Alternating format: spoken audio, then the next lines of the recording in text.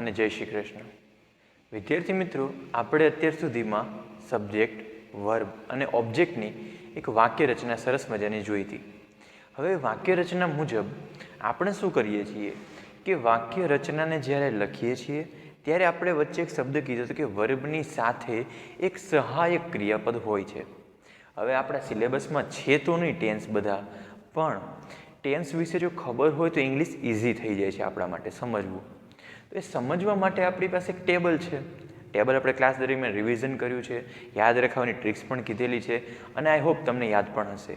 જો ન હોય અથવા તો પહેલીવાર વિડીયો જોતા હોય ટેન્સ માટેનો તો આ ટેબલ એકવાર લખી લેવું. ટેબલમાં કંઈ છે નહીં. Am is are, was were, have has અને had. Am is are, was were, have has અને હેડ. હેવ હેઝ અને હેડ. અહીંયા આઈએનજી છે, અહીંયા પણ આઈએનજી છે, અહીંયા V3 છે, અહીંયા પણ V3 છે, અહીંયા આઈએનજી છે સાથે બીન છે, અહીંયા પણ બીન સાથે શું છે? આઈએનજી છે. વિદ્યાર્થી મિત્રો, જ્યારે આપણે ટેન્સ એટલે કે કાળ ભણીએ છીએ તો એમાં ભવિષ્યકાળ લખેલો નથી.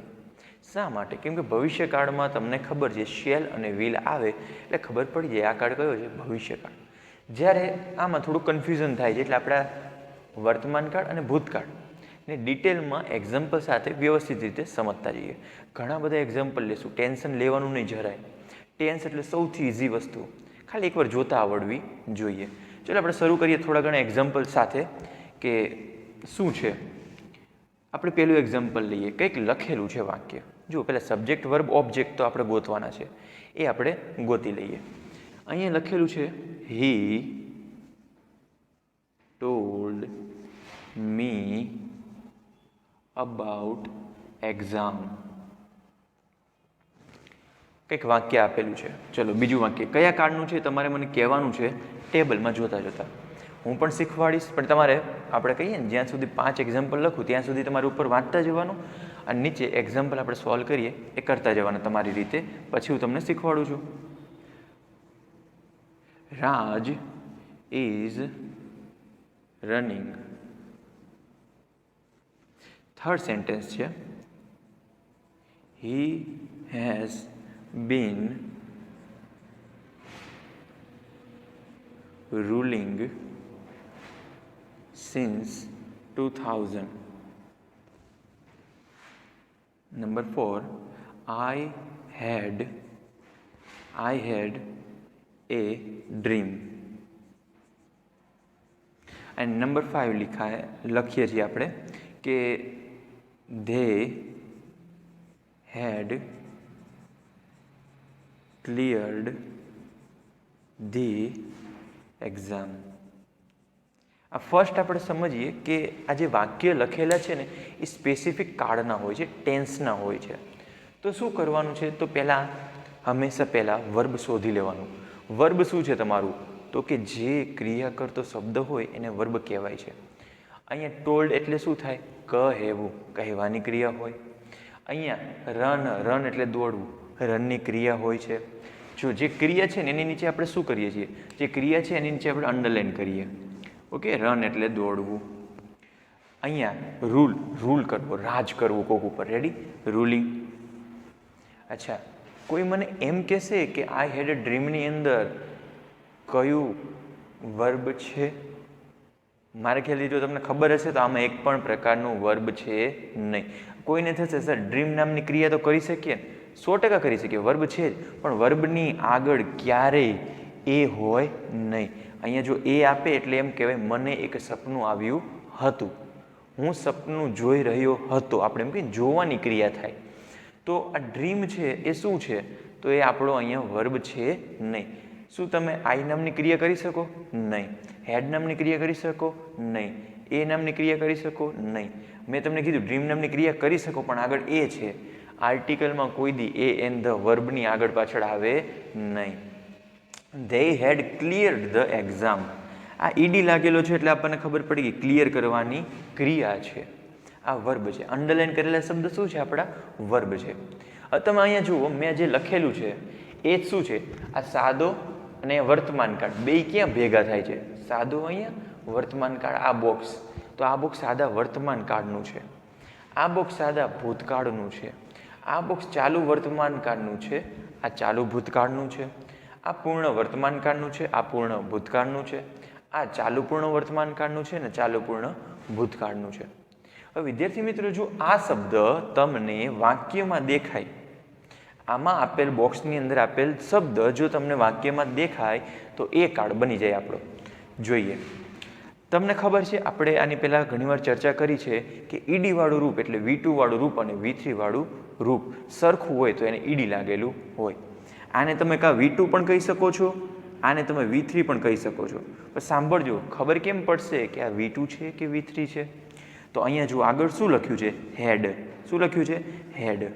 હેડ અને પછી V2 આવે એવું કંઈ બોક્સમાં છે? હેડ અને V2 જુઓ તો ક્યાંય હેડ અને V3 છે સાહેબ. તો અહીંયા હેડ પછી V2 હોય ને આ શું હશે? આપણું કદાચ V3 હશે. જો હેડ અને V3 હોય તો કાળ કયો બને? તો સર આ રહ્યું હેડ એ છે ને અહીંયા V3 પણ છે.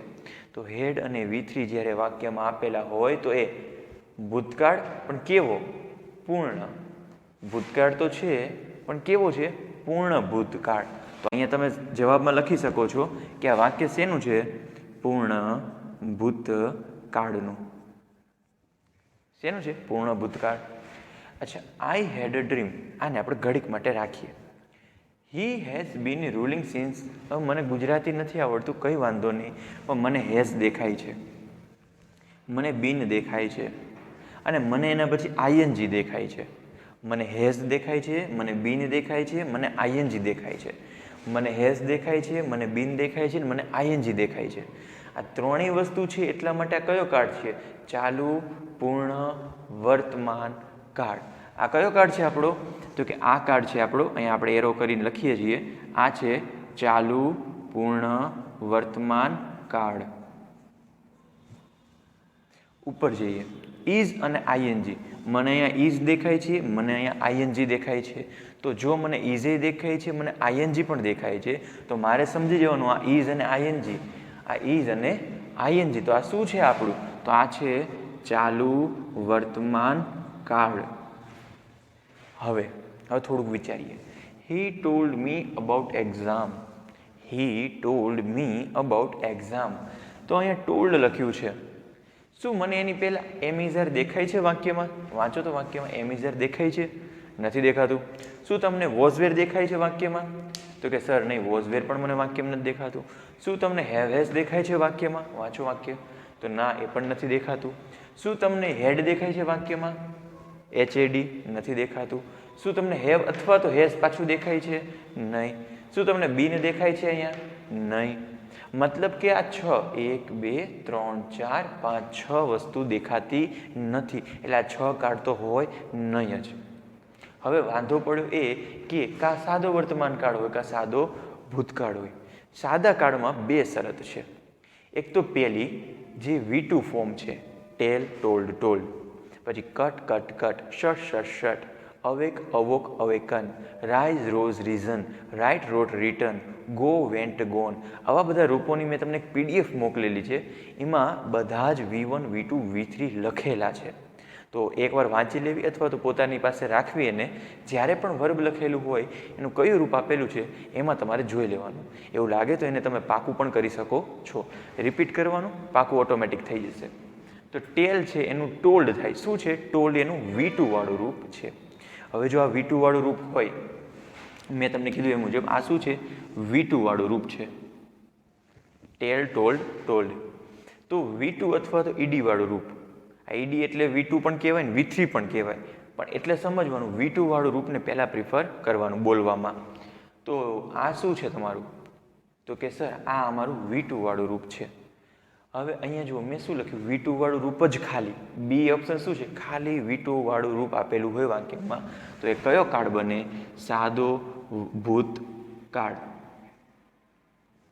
ધારો કે અહીંયા SES વાળું અથવા તો V1 ટેલ રૂપ આપેલું હોત તો શું બને? સાદો વર્તમાન કાળ. હવે વિદ્યાર્થી મિત્રો આપણે થોડુંક અહીંયા જોઈ લઈએ. ચોથા નંબરનું વાક્ય થોડુંક કન્ફ્યુઝિંગ વાળું છે એટલા માટે. શું આ વાક્યમાં કોઈ ક્રિયા થાય છે? પહેલાં તો એ ગોતો. તો કે સર નથી થતી, કોઈ ક્રિયા થતી નથી. I am a teacher, I am an engineer, I am a doctor. તો આમાં કઈ ક્રિયા થાય છે? એક પણ પ્રકારની ક્રિયા થતી નથી.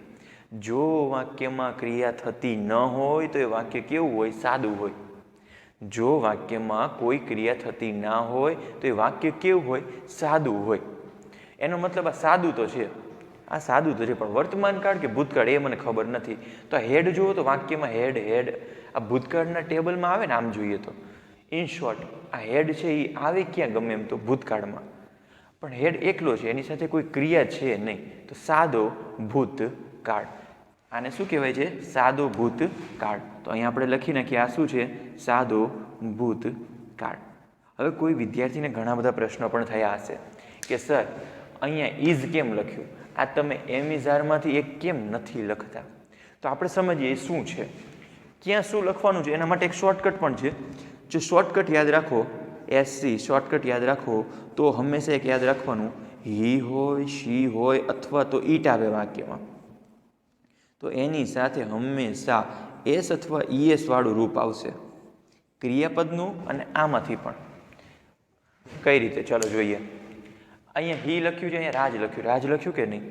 આપણે કામ શું છે કે સર ડુ ડઝમાંથી કંઈક મૂકવાનું. હજી નકાર વાક્ય, પ્રશ્નાર્થ આપણે બધા બનાવવાના છે. કંઈ ટેન્શન ના લેતા, ધીરે ધીરે સમજો, એકસાથે બધું નહીં સમજો. જેટલા તમે સ્ટેપ ફોલો કરશો ને એટલી વધારે તમે ઇઝીલી કોમ્પ્લિકેટેડ વાક્ય એમને ઇઝી બનાવી શકશો. આમાં એવું છે, અહીંયા જોઈને અહીંયા તમે કહી દીધું, બરાબર છે, આવડી ગયું, પણ એની પ્રેક્ટિસ તમારે કરવાની છે. પ્રેક્ટિસ માટેના ક્વેશ્ચન પણ તમને મળી જશે. હવે શું કીધું? હી શી ઇટ સાથે શું મળે છે? એસ અને ES મળે છે. અહીંયા વાંચો ઇઝ, એમ ઇઝ અને આર. તો હી હોય, આઈ હોય તો શું લખાય? એમ. આઈ એમ અ ટીચર. હી હોય તો he is a teacher. She હોય તો શી ઇઝ અ ટીચર. આર ક્યારે આવે?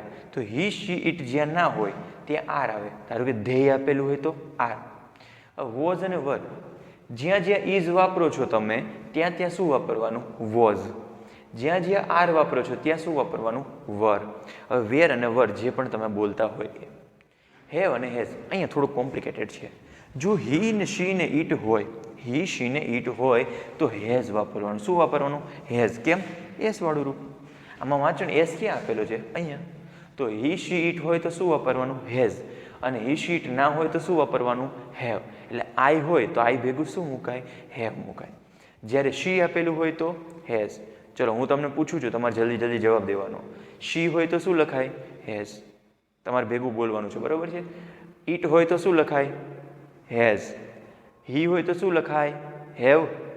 હેઝ જ લખાય. હી શી કે ઈટ હોય તો શું આવે? હેઝ જ આવે.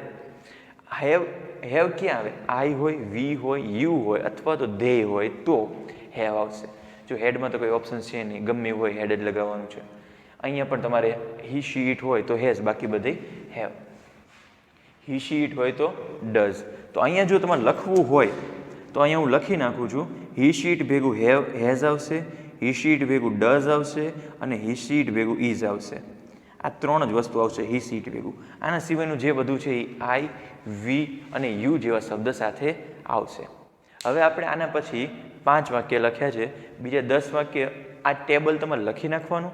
આ ટેબલ તમારી સાથે જેટલા વાક્ય અહીંયા લખાય એટલા વાક્ય ટેબલમાંથી જોઈ અને સમજવાના હશે. હવે આ દર વખતે હશે નહીં. તમારે શું કરવાનું? ટેબલ લખી નાખો, સ્ક્રીનશોટ પાડી લ્યો, તમારી પાસે રાખો. આપણે જેટલા એક્ઝામ્પલ સોલ્વ કરશું એ ટેબલ ઉપરથી કરવાના છે. હજી ના સમજાણું હોય તો યાદ રાખવાની ટ્રીક શું છે? એમ ઇઝ આર અને વોઝ વેર, હેવ હેઝ અને હેડ, હેવ હેઝ અને હેડ. પહેલામાં આવશે તમારે આઈએનજી મતલબ કે સેકન્ડથી, આઈએનજી V3 બિન આઈએનજી. આટલું ટેબલ યાદ રહી જાય કે નહીં? ઉપર ડોનવાળી વાર્તા આવશે, ડુ ડઝ અને ડીડ. ડુ ડઝ અને ડીડ. જ્યારે અને બોલો ને ત્યારે બીજા પાર્ટમાં જતું રહેવાનું. ડુ ડઝ અને ડીડ. V1 અને V2, VSES VED વાળું રૂપ. જો ટેબલને 2-3 વાર તમે સમજશો અને વિચારશો તો તમને આખું ટેબલ મેન્ટલી યાદ રહી જશે. વિદ્યાર્થી મિત્રો, હવે આપણે જે વર્ડ્સ આપેલા છે 10 સેન્ટેન્સીસ છે એનું કાર્ડ ઓળખીએ અને હવે એનો જો નકાર બનાવવું હોય, પ્રશ્નાર્થ બનાવવું હોય તો એની થોડી માહિતી આપણે લેતા જઈશું એક સાથે. નંબર 1, હવે જો વાક્ય ગમે એટલા કોમ્પ્લિકેટેડ હોય તમારે તો ખાલી શું જોવાનું છે? શું એમાં ક્રિયા થાય છે કે નથી થતી? They are call. શું તમે કોલ કરવાની ક્રિયા કરી શકો છો? હા સર, અમે કોલ કરવાની ક્રિયા કરી શકીએ છીએ. ચલો, મળી ગઈ ક્રિયા. આગળ કંઈ આપેલું છે એમાંની કોઈ ક્રિયા થાય તો ઠીક છે, પણ મને લાગતું નથી ફોર નામની ક્રિયા, ધ નામની ક્રિયા કે એક્ઝામ નામની ક્રિયા તમે કરી શકો છો. We accepted that we were wrong. મને આઈડિયા નથી કે આની અંદર ક્રિયા એક્સેપ્ટ નામની છે કે નહીં, કે અહીંયા વર લખેલું છે તો આમાં શું થાય છે મને કંઈ ખબર પડતી નથી, પણ કંઈ વાંધો નહીં, હમણાં આપણે એની પર આવીએ. શું પ્લે નામની ક્રિયા થાય? હા સાહેબ, આ ક્રિયા થાય છે. શું ચિલ્ડ્રન નામની ક્રિયા હું તમને કહું કરવા માંડો તો કરી શકો? ના. અહીંયા સિંગિંગ નામની ક્રિયા થાય? હા થાય છે. અહીંયા કોઈ ક્રિયા થાય છે નહીં, પણ આ ઇઝ આપેલું છે, આ મને કંઈક દેખાય છે, ટેબલ યાદ છે એટલા માટે. હવે આપણે અહીંયા ધીરે ધીરે વાક્ય સમજીએ. They are calling us for the exam. તેઓ અમને એક્ઝામ માટે બોલાવી રહ્યા છે. We accepted that we were wrong. અમે એવું એક્સેપ્ટ કરી લીધું હતું કે અમે ખોટા હતા. Raju plays with children. Raju બાળકો સાથે રમે છે. Mahi has been singing since he was 5 years old. Mahi ગાઈ રહી હતી અથવા તો ગાવાનું એનું શરૂ છે ક્યારથી? Since he was 5 years old. 5 વર્ષનો હતો ત્યારથી. અને ધીસ ઇઝ 10th સેન્ટેન્સ. જે વસ્તુ મારા ટેબલમાં હતી ને એની નીચે મેં અંડરલાઇન કરી કે મને ઇઝ દેખાય છે, મને વોઝ દેખાય છે, મને આઈએનજી દેખાય, મને એસ દેખાય છે. હવે આપણે કાર્ડ ઓળખીએ. એ પહેલાં તમને ખબર છે ધેય, વી, રાજુ, માહી એ શું છે? આટલા શબ્દ સબ્જેક્ટ કહેવામાં આવે છે. હવે આર વત્તા આઈએનજી આવતું હોય, આર વત્તા આઈએનજી, જો અહીંયા આર આપેલો છે, અહીંયા જો આઈએનજી આપેલો છે, હા આ બંને છે તો આ કયો કાળ થાય છે? તો આ આપણો છે ચાલુ વર્તમાન કાળ. શું થાય છે? ચાલુ વર્તમાન કાળ. શેના ઉપરથી ગોત્યું મેં? તો જુઓ આર વત્તા આઈએનજી જુઓ છે કે નહીં? આપણે થોડુંક નવીન રીતે શીખીએ છીએ આ વખતે. આના ઉપરથી મને ખબર પડી આર વત્તા આઈએનજી. હવે મને એમ કહેજો ઈડી દેખાય છે ને, ખાલી ઓનલી ઈડી દેખાય છે. જો તો ઓનલી ઈડી ક્યાં આવે છે? સાદા ભૂતકાળમાં. તો આ કયો છે આપણો? સાદો ભૂતકાળ. અને કઈ રીતે ખબર પડી? તો ઈડી, વી ઈડી વાળું ફોર્મ. બીજી વસ્તુ અહીંયા ધેટ પછી કંઈક બીજું વાક્ય ચાલુ થાય છે. જુઓ ભલે બે વાક્ય જોડેલા હોઈ શકે, ના નથી, એમાં ખાલી વર આપેલું છે. ખાલી શું આપેલું છે? વોઝ વરનું વર. કોઈ ક્રિયા થાય છે વી વર રોંગ. રોંગ નામની ક્રિયા કરી શકો તમે? રોંગ ના કરી શકો. હું કહું ચલો રોંગ નામની ક્રિયા કરો તો ના થાય, તો ખાલી વર આપેલું છે. મેં તમને કીધું હતું જો ક્રિયા વગરનું વાક્ય હોય તો કેવું હોય? સાદું વાક્ય હોય. તો મને અહીંયા કઈ ખબર પડે? સાદું વાક્ય છે. સાદું વાક્ય હોય તો સાદું વર કયા પાર્ટમાં આવે છે?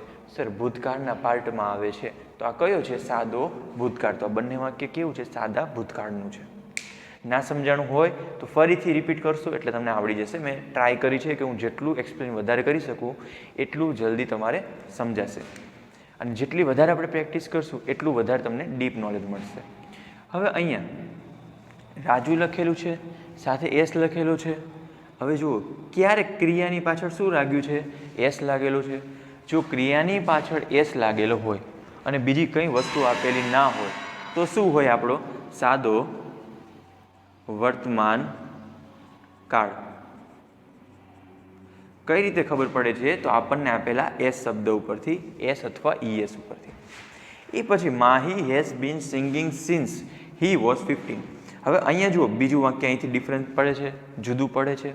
આ કઈ રીતે કરશો આપણે? તો મને અહીંયા દેખાય છે હેઝ, મને અહીંયા દેખાય છે બીન અને મને અહીંયા દેખાય છે આઈએનજી.